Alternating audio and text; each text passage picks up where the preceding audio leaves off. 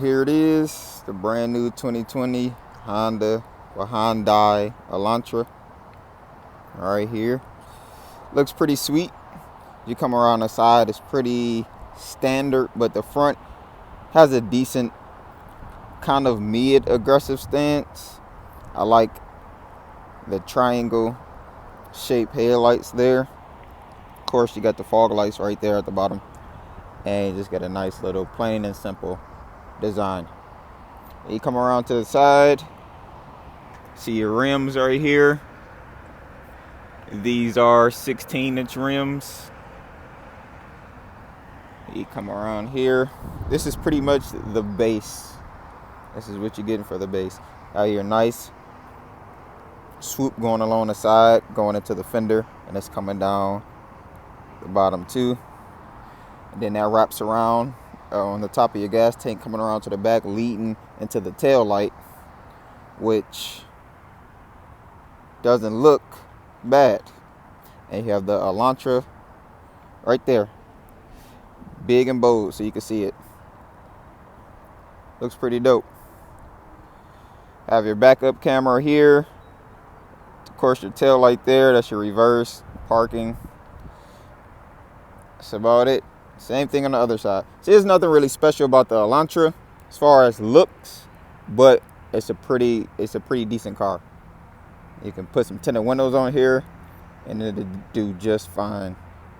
Probably gloss out the wheels, black gloss wheels, you'll be good. So let's get into the interior. Now checking out the rear of the interior, which is pretty dirty, but never mind that. It's pretty decent size. There's enough room for a car seat, or actually 2 full-size adults. So 2 full-size adults most definitely can fit back here.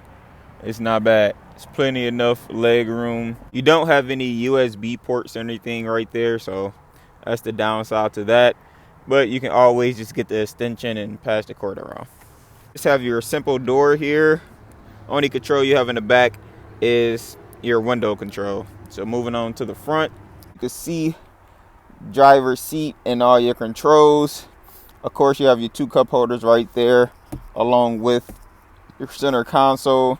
Pretty decent storage, but up front there.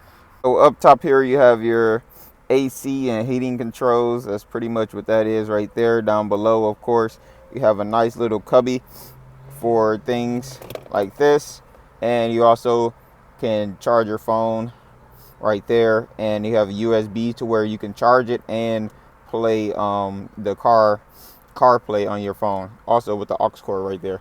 Now coming up some, you have just your regular screen. I think this is a 5-inch screen with all your radio controls right there down below, and you have your apps. And simply what you can do is just go through all the apps. This is touch screen, so go through all your apps. It's pretty fast too, so it's nothing slow.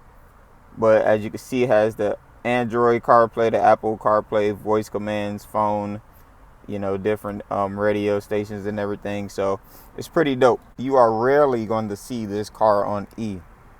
This car does fantastic on gas. This is the main reason why I'm doing this car review. If you need something that's fantastic on gas, you most definitely should consider this car. But here it is. The instrument cluster is really not that bad. You can go through all the functions and everything on there, which I have a low tire pressure right now, but nothing to worry about. And it's pretty much plain and simple. You have the rev odometer right there. As you can see, right below it, you have your temperature. On this side, you have your gas and, of course, your miles per hour. Of course, this is where you control everything. The steering wheel is nice. It's a nice size.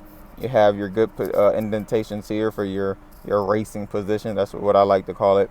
But down below, you have all your functions here. So like I said, you can press these buttons and it changes the settings on the instrument cluster there, as you can see, and you can use this to navigate through it. Also, same thing on this side, but it just controls the radio. So this is the volume up and down, and you can skip, and this is for your voice command and everything like this, your phone, things like that. So got your nice symbol, emblem there. Coming around to the side here, you have your the collision assist right here. So it pretty much what it does is it lets you know if anybody's in your blind spot. So it's a safety feature. Along as with this is lane assist, so it helps keep you in your lane and make sure it alerts you. The car will alert you if you veer off. Traction control, lighting, dimming for the interior. This will light up if somebody's in your blind spot, so that's pretty neat. Other than that, this is your basic walk around of it. Of course, you have all your normal controls right there, the windows, the unlock, the lock, and the mirrors, and that's pretty much it. So let's pop the hood, get under there, and then take it for a drive. Okay, now we're under the hood and you're looking at the brand new 2020 Hyundai Elantra 1.8 liter. So there you go, baby. There you go, 16 valve. As you can see, everything is there. It looks like a normal engine bay, your battery, your coolant, the motor. So that's pretty much what it is. If you was to get in this and do the repairs, it looks like it has fairly enough room in there to do a few repairs in there. But this is a car where you mainly don't have to do a lot of repairs. That's mainly why I'm doing a car review on this thing. It holds up pretty good.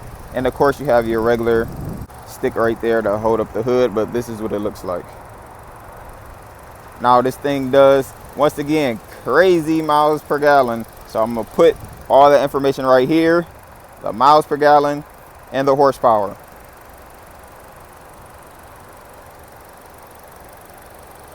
Coming down below on the side of the seat, or kind of like front side of the seat, you can pop the trunk here and you can pop the gas cap there. Once you press those two buttons, the gas will unlock and pop open. You can simply twist it. Once you're done, lock it back, and boom, now it's locked. Come around, the trunk will pop open. Look how big that is. You can fit a lot of luggage in there. So there you go. All right, you guys, so now we're finally on the road. And I'm not gonna lie, I'm gonna keep it short and sweet, tell you the exact truth and why I feel like if you're getting a new car, which, you know, you don't want nothing too big, you just want something that's good enough for just you and your daily commute, and maybe if you have a kid, you know what I'm saying, one kid, something like that, this car you might want to consider. The reason why is because it's a Hyundai and it's an Elantra. So most of them, they really have a good reputation of holding up. And what I mean by holding up is you're not pouring a lot of money into it. And this is a 2020. Right now, currently the one I'm driving has over 20,000 miles and it rides like a dream. Yes, I drove it. Tell you what it's like from a ownership standpoint. I owned it maybe a good 13 hours on the road and probably like 15 hours total, you know. So this thing here, it rides. I did crazy good on gas. I drove maybe around 800 miles total and I only put $30 in the gas tank. This thing here gets over 400 miles per gallon on a full tank of gas. You understand? So this is something you really need to consider if you're thinking about just getting something, a daily driver or a commuter car. Now, especially if you live in somewhere down in the south where there's no snow, you don't have to worry about snow or anything. This is perfect. This is perfect. This is perfect. Now, if you're looking for the power and all that, okay, maybe this is not the car for you, or maybe you should just try to get the highest liter motor, which I believe is the 2.0 liter motor. Has a little bit more power for you, but most definitely, my experience with this car has been great. Now, the reason I say great is because, once again, I just needed it for a commuter car. So that was my whole sole purpose of having this car, was to use it as a commuter car. So that's what I did. So I'm coming to you as a standpoint, you needed a commuter car, this is something you might want to consider. Now, it's not as fancy as, the new Focuses or anything like that, even though they're probably not even in the same class, to be honest with you. Probably not in the same class of cars, but this is something that might get thrown in the mix because of the fuel economy. Now, once again, it's not as fancy, but it serves its purpose. Really, it's not that bad because you're sitting in here, you're still comfortable. The seats have been comfortable. I didn't get fatigued at all in the seats. It wasn't, the bolstering wasn't bothering me or anything. It was completely fine with that. Everything was good with that. You have all your easy access controls located right there on the steering wheel, so that's a bonus. You also have everything in arm's reach. When I mean arm's reach, I mean this. I got the rest of my arm on the center console, and I can reach everything, not even lifting my arm off the center console. So that's perfect. You got everything in arm's reach. You have pretty much everything you need on a modern car besides all the luxurious things in this car. You have everything you need. You got the Apple CarPlay. The stereo system is really not bad on this car. It's really not bad. It's loud. Of course, it's not super heavy on the bass. You know what I'm saying? But if you want something like that, of course, you can upgrade the speakers. But it's a pretty decent stereo for the size of this vehicle. Now, other than that, you have everything that's that's needed in the car. Now, the driving experience of it's been phenomenal. It's a new 2020 car. Like I said, I have over 20,000 miles on this one. It handles well, even at high speeds. With that being said,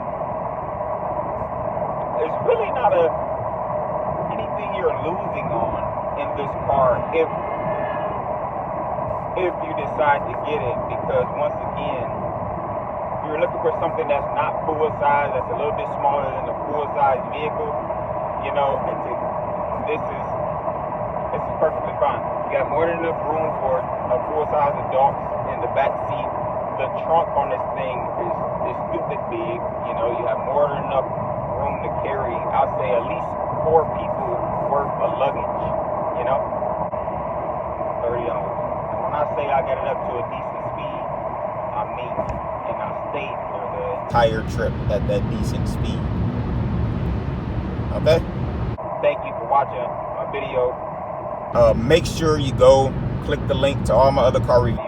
Leave me a comment down below and let me know if you actually would consider this car for yourself.